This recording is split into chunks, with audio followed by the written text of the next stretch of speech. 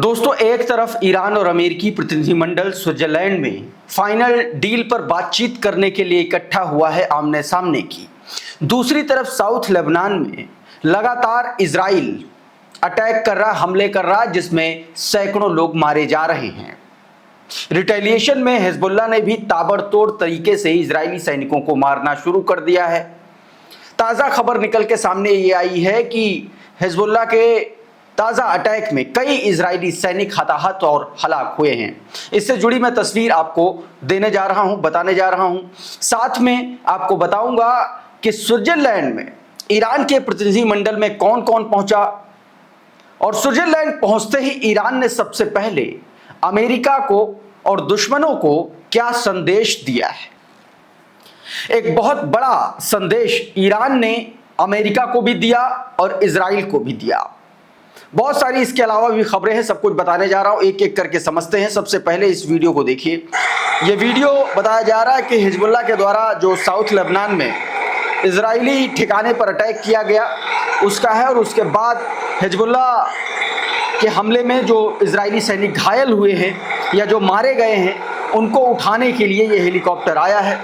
इस ट्वीट को देखें, इसमें थोड़ा सा बताया गया। साइलेंस साइरस ने ये वीडियो शेयर किया और बताया कि Israeli helicopters are reportedly evacuating wounded and dead soldiers from south Lebanon non stop. बताया जा रहा है कि साउथ लेबनान से लगातार हेलीकॉप्टर्स, जो इजरायली हेलीकॉप्टर्स हैं, वो इजरायली सैनिकों की डेड बॉडी और घायल इजरायली सैनिकों को लगातार निकालने का काम कर रहे हैं। Reports now speaks of more than 20 Israeli military casualties. बताया गया कि 20 से ज़्यादा इजरायली मिलिट्री की कैजुअलिटीज हुई हैं, कुछ ढेर हुए हैं, कुछ मारे गए हैं। सीधे तौर पर यह बताने की कोशिश है हिजबुल्लाह की कि लेबनान अब इजराइल के लिए सेफ जोन कहीं भी नहीं बचा है। इसी खबर को ईथन लेविस ने भी शेयर किया और बताया कि 20+ casualties last night in Lebanon. बीती रात लेबनान में 20 से ज़्यादा कैजुअलिटीज हुई हैं और ये IDF सोल्जर्स की हुई हैं। कहा गया कि उनको निकालने के लिए बाकायदा हेलीकॉप्टर्स की मदद ली जा रही है और लाशों को और जो घायल सैनिक हैं उनको निकाला जा रहा है। ये खबर दोस्तों निकल के सामने आई है। अच्छा, एक और पुख्ता खबर आई इजरायली मीडिया प्लेटफॉर्म के हवाले से। बैरी ने ये ट्वीट किया है, आपकी स्क्रीन पर देखिए ज़रा। इसमें इन्होंने बताया कि इजरायली प्लेटफॉर्म से आई रिपोर्ट के मुताबिक दक्षिणी लेबनान में एक बड़ा हमला हुआ है। बताया ये जा रहा है कि हिजबुल्लाह के ड्रोन अटैक में एक इजरायली सैनिक की मौत हुई है। रिपोर्ट्स के मुताबिक रात के समय 4 सैन्य हेलीकॉप्टर पहुंचे, जहां इस घटना को मास कैजुअलिटी इवेंट या बड़े पैमाने पर हताहतों की संख्या घोषित किया गया। शुरुआती जानकारी के मुताबिक कमांडो यूनिट के कम से कम 7 सैनिक घायल हुए हैं और 1 की मौत हुई है। बताया जा रहा है कि यह लड़ाई फिर से अली अल ताहिर हिल इलाके में हुई है, जहां इजराइल की सैन्य कार्रवाई को लगातार कड़ा प्रतिरोध मिल रहा है। अली अल ताहिर की जो पहाड़ियां हैं दोस्तों, वो इजराइल के लिए सबसे बड़ा एक तरीके से घात बन गई हैं। हिजबुल्लाह ने ऐसा फंसाया है कि ना तो ये लोग वहां से निकल पा रहे हैं और ना ही आगे बढ़ पा रहे हैं। हालत ये है कि जो लेफ्टिनेंट कर्नल मारा गया था, जो कमांडर मारा गया था 401 ब्रिगेड का, उसका वो जो टैंक था, जिस टैंक हमले में मारा गया था, उस टैंक तक अभी तक पहुंच नहीं पाई है इजरायली सेना। और परसों मारा गया था, वो परसों हमला हुआ था जिसमें 4 सैनिक और 1 कमांडर मारा गया था। तो आप समझिए कि हिजबुल्लाह ने कितना जबरदस्त तरीके से यहां पर अपना एम्बुश बना रखा है, कितना बुरी तरीके से घेर रखा है इजरायली सैनिक को, क्योंकि माना जा रहा है कि अली अल ताहिर की पहाड़ियों में एक 1 किलोमीटर लंबी टनल है, सुरंग है। कहा जा रहा है कि ये हिजबुल्लाह का कमांड सेंटर हो सकता है और इसी को कब्जे को लेकर के, इसी रणनीतिक पॉइंट पर कब्जे को लेकर के इजरायली सेना लगातार जो है आगे बढ़ने की कोशिश कर रही है और जवाब में हिजबुल्लाह उनके सैनिकों को मार रहा है। ताज़ा खबरें तो ये भी आई हैं कि अब तक बीते 2 दिनों में अब तक इजराइल के 6 सैनिक और अधिकारी मारे जा चुके हैं। खैर, आगे बढ़ते हैं। इजराइल से एक और बड़ी खबर आई और ये खबर वेस्ट बैंक को लेकर के है। और ये आप समझिए कि बेंजामिन नेतन्याहू के लिए सबसे बड़ा झटका है कि इजराइल के ही पूर्व प्रधानमंत्री ने वेस्ट बैंक में जिस तरीके से लोगों को कत्ल किया जा रहा है उस पर बेंजामिन नेतन्याहू को निशाने पर लिया है। क्रेडिबल न्यूज की इस खबर को देखिए। इजराइल के पूर्व प्रधानमंत्री एहुद ओलमर्ट ने इजरायली अखबार हारेज में एक अपने लेख में लिखा है कि हमें आज ये कहना पड़ेगा कि इजराइल वेस्ट बैंक में जातीय नरसंहार का एक बड़ा सुनियोजित अभियान चला रहा है जो मानवता के खिलाफ अपराध है। यह गजा, लेबनान और सीरिया में नहीं बल्कि वेस्ट बैंक में हो रहा है जहां इजराइल की सेना और पुलिस का पूरा नियंत्रण है। मतलब सीधे तौर पर इजराइल की सेना और पुलिस पर गंभीर आरोप इजराइल के ही पूर्व प्रधानमंत्री ने लगा दिए हैं। हालात यह है कि बेंजामिन नेतन्याहू एक तो अमेरिका की तरफ से घिरा ही हुआ है और दूसरी तरफ हिजबुल्लाह मार रहा है और उसकी बौखलाहट में यूएन में चीख चिल्लाहट मचा रहा है। हुआ दरअसल बीते दिन यह है कि जो यूएन ने जांच की थी इजराइल में जो कैदी हैं, जो गजा के जो बंदी हैं, उनके साथ जो यौन व्यवहार जैसी घटनाएं हुई हैं, यौन प्रताड़ना जैसी जो स्थितियां बनी है, उसकी जांच में इजराइल को दोषी पाया गया और उसके बाद यूएन ने जो है एक तरीके से ब्लैक लिस्ट में इजराइल को डाला और इस पर इजराइल का जो एक तरीके से प्रवक्ता था वो चीखने चिल्लाने लगा यूएन प्रतिनिधि पर। उसका एक वीडियो देखिए जरा आप। The so-called UN experts who bully, pressure and smear. You caved to the pressure. You caved to the Secretary General's obsession with targeting Israel. And I'm sorry, but I have to make a point. I have to make a point of order. No, you will be quiet because this is what the chair should be doing. You spoke, I make a point of order. They should not be personal. It should not be personal. You part of the bullying. I have a point of order. Shame on you. I have a point of order. You spoke, I now will I not speak. walk out. You walk out. We have verified evidence. You part of this is a point of order. You part of this obsession. No personal You attack. part of this obsession. No personal.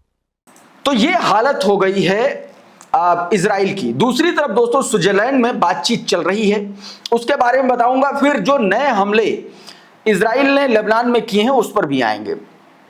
आज Switzerland में तमाम सारे Iran के प्रतिनिधि और तमाम सारे जो अमेरिकी प्रतिनिधि हैं वो वहां पर पहुंचे हैं। एक जरा तस्वीर सबसे पहले दिखाता हूं क्योंकि ये संकेत, ये संदेश दुनिया के लिए और अमेरिका और इजराइल के लिए बहुत बड़ा माना जाता है। ये वो फ्लाइट है जो आप अपनी स्क्रीन पर देख रहे हैं जिस फ्लाइट से स्विट्जरलैंड पहुंचा है ईरानी प्रतिनिधिमंडल। ईरानी प्रतिनिधिमंडल की अध्यक्षता बाघेर गालिबाफ कर रहे हैं जो ईरानी पार्लियामेंट के स्पीकर हैं। लेकिन सबसे बड़ी बात यह है कि आप देखिए कि इस प्लेन पर क्या लिखा हुआ है, मिनाब 168। मिनाब स्कूल में जो 168 ईरानी बच्चियां मारे गए थे उसका सीधे तौर पर मैसेज आप याद कीजिए कि जब यह प्रतिनिधिमंडल पाकिस्तान पहली बार गया था तब भी यही संदेश लेकर के गया था। प्लेन की सीट पर स्कूल बैग, उनके शूज और उनकी बुक्स रखी गई थी। दुनिया को एक संदेश दिया गया था कि देखिए अमेरिका ने किस तरीके से बच्चों का कत्ल किया है, इजराइल ने कैसे ईरानी बच्चों को भी नहीं छोड़ा है। तो ये जो वीडियो है ये स्विट्जरलैंड पहुंचने का वीडियो है। इसमें सबसे पहले आप देख सकते हैं कि बाघेर गालिबाफ उतरे हैं और उसके बाद साथ में अब्बास अरागची भी नजर आ रहे हैं और इसके अलावा और भी तमाम सारे ईरानी प्रतिनिधिमंडल के जो नेता हैं, जो ऑफिशियल्स हैं वो पहुंचे हैं। प्रेस टीवी ने ये वीडियो शेयर किया और लिखा कि Iran's delegation named Minab 168 led by ईरानी parliament speaker and chief negotiator Bagher Ghalibaf has just arrived in Zurich Switzerland. अब कौन कौन लोग पहुंचे हैं, अब जरा सुलेमान अहमद का ये ट्वीट देखिए। इसमें इन्होंने बताया है बाघेर गालिबाफ पहुंचे हैं, अब्बास अरागची हैं, फिर इसके बाद बाघेरी हैं, deputy for international affairs of the secretariat of the SNSC, supreme national security council के जो एक तरीके से एडवाइजर हैं। फिर इसके बाद हेम्माती हैं जो सेंट्रल बैंक के गवर्नर हैं वो भी पहुंचे हैं। हामिद बोर्ड हैं, डिप्टी ऑयल मिनिस्टर हैं। इसके अलावा आप देखिए कि गरीबाबादी हैं, बाकई हैं जो डिप्टी फॉरेन मिनिस्टर हैं। मतलब आप देखिए कि सेंट्रल बैंक के गवर्नर हैं, इसका मतलब है जो फंड जारी होने हैं, जो कंपनसेशन की बात है, जो एक तरीके से आप कह लीजिए कि जो ईरान पर जो सैंक्शंस लगे हैं उसकी बात है। इन तमाम सारे पहलुओं पर चर्चा होगी।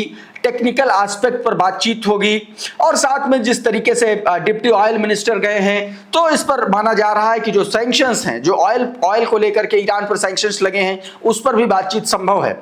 मतलब यह है कि एक बड़ा प्रतिनिधिमंडल पहुंचा और पूरी तैयारी के साथ पहुंचा है। दूसरी तरफ अमेरिका की बात करें तो जेडी वेंस की अध्यक्षता में वहां पर जेरेड कुशनर मौजूद रहेगा। इसके अलावा स्टीव विटकॉफ भी वहां मौजूद रहेंगे। तो ये 3-4 लोग होंगे जो इंपॉर्टेंट होंगे अमेरिका की तरफ से। लेकिन इस बीच इजराइल को एक बड़ा संदेश दिया है, बड़ा तगड़ा मैसेज दिया है जेडी वेंस ने साफ तौर पर ऐलान करते हुए कह दिया है कि हमारे साथ बेंजामिन नेतन्याहू से कहा है कि अमेरिका के साथ गेम मत खेलो और तत्काल प्रभाव से ये जंग बंद करो। सुनो जरा क्या कहा है। What I will say, and this does bother me, is that you've seen people within Bibi's cabinet who have come out and attacked the deal and in some ways very personally attacked the President of the United States. And I guess my message to them would be twofold. Number one, Donald J. Trump is the only head of state in the entire world who is sympathetic to the nation of Israel at this moment in time. And he happens to be the head of state of the world's superpower. If I was in the cabinet of the Israeli government, I might not be attacking the only powerful ally that I have anywhere left in the entire world. उधर उमाशंकर सिंह ने एक video share किया। Axios को दिए गए एक interview में Donald Trump ने सीधे तौर पर बेंजामिन नेतन्याहू को ताकीद करा और इजराइल को उसकी औकात याद दिलाई। डोनाल्ड ट्रंप ने सीधे सीधे कहा कि अगर आज की तारीख में ईरान न्यूक्लियर वेपन हासिल कर लेता तो इजराइल का नामो निशान मिट चुका होता और ये रुकवाने के लिए अमेरिका ने किया है, यानी कि इजराइल को एक तरीके से बचाया है। ये भी बयान सुनो जरा आप। And they would use it. And you want to see Bedlam? Let them blow up a couple of cities someplace like they would have blown up Israel.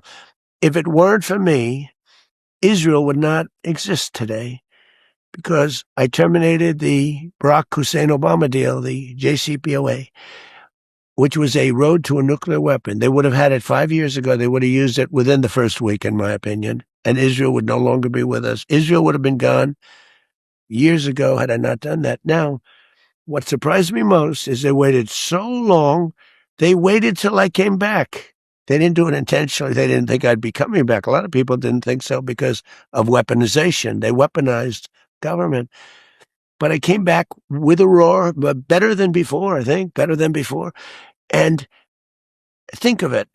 उधर एक और बड़ी खबर है स्टेट ऑफ हॉर्मुज को लेकर के। स्टेट ऑफ हॉर्मुज 60 दिनों के लिए फ्री रहेगा, मतलब कोई भी चार्ज नहीं लगेगा, लेकिन ईरान के द्वारा तय किए गए रूट से ही तमाम सारे वेसल्स को गुजरना पड़ेगा और 48 घंटे पहले उनको अनुमति लेनी पड़ेगी। क्रेडिबल न्यूज की इस खबर को देखिए, इसमें बताया गया है कि 60 दिनों तक स्टेट ऑफ हॉर्मुज कोई फीस नहीं वसूल करेगा और जहाजों को गुजरने से 48 घंटे पहले इजाजत लेनी पड़ेगी। तो दोस्तों, इस तरीके की बहुत सारी खबरें हैं। एक और खबर मैं आपको दिखाता हूं। जब इजराइल लेबनान में अटैक कर रहा है, ये ताजा अटैक का वीडियो आपकी स्क्रीन पर देखिए जरा। ये लेबनान का कैनरित इलाका है, वहां पर आईडीएफ ने बड़ा अटैक किया है, इजराइल ने बड़ा अटैक किया है, धमाका जबरदस्त हुआ है और कई लोग इन हमलों में घायल हुए हैं। एक और तस्वीर दिखाता हूं, ये देखिए, ये देखिए किस तरीके से तबाही मचाई है। ये ताज़ा तस्वीरें हैं। बताया जा रहा है कि शुरुआती रिपोर्ट्स में जो खबरें निकल के सामने आई उसमें लगभग 8 से 10 लोगों के मारे जाने की खबर है, कई सारे लोग इसमें घायल हैं। तो ये दोस्तों इस तरीके से इजराइल यहाँ पर अटैक कर रहा है। एक और खबर आप देखिए, ये तस्वीर देखिए, द क्रेडल ने अपने ट्विटर हैंडल से ये वीडियो शेयर किया है और बताया है इसमें multiple Israeli air strike in south Lebanon and the बेका वैली। साउथ लेबनान और बेका वैली में कई स्ट्राइक की है इजराइल ने बीते घंटों में, मतलब ये बीती रात की खबर है, जिसमें 11 लोग मारे गए हैं और दर्जनों लोग इसमें घायल हुए हैं। According to the preliminary figures, an intense air strike targeting the town of Kinneret located in the district of Sidon। Sidon district में जो कैनरित कस्बा है, जिसके वीडियो मैंने आपको पहले भी दिखाया, उसमें 7 लोग मारे गए हैं, 13 लोग घायल हुए हैं। Simultaneously Initial information indicate a separate Israeli raid killed an entire family of 4 of the town of Shomor. शोमोर में एक पूरी फैमिली पर हमला किया जिसमें सब के सब लोग मारे गए हैं। अब ये वो लोग हैं जो मारे गए। देखिए ये एक महिला है जो गर्भवती महिला थी, इसकी भी मौत हुई है। ये लेबनान का जो गांव है वहां अटैक हुआ था और ये शख्स जो है ये भी मारे गए हैं इस अटैक में दोस्तों। तो मतलब कहने का ये है कि लगातार हमले जारी हैं लेबनान में इजराइल की तरफ से, दूसरी तरफ हिजबुल्लाह भी लगातार आईडीएफ को निशाना बना रहा है और स्विट्जरलैंड में फाइनल डील पर बातचीत जारी है। इस वीडियो में बहरहाल इतना ही। बहुत बहुत शुक्रिया, बहुत बहुत धन्यवाद। आप जुड़े रहिए आपके अपने चैनल द लाइव टीवी के साथ। नमस्कार।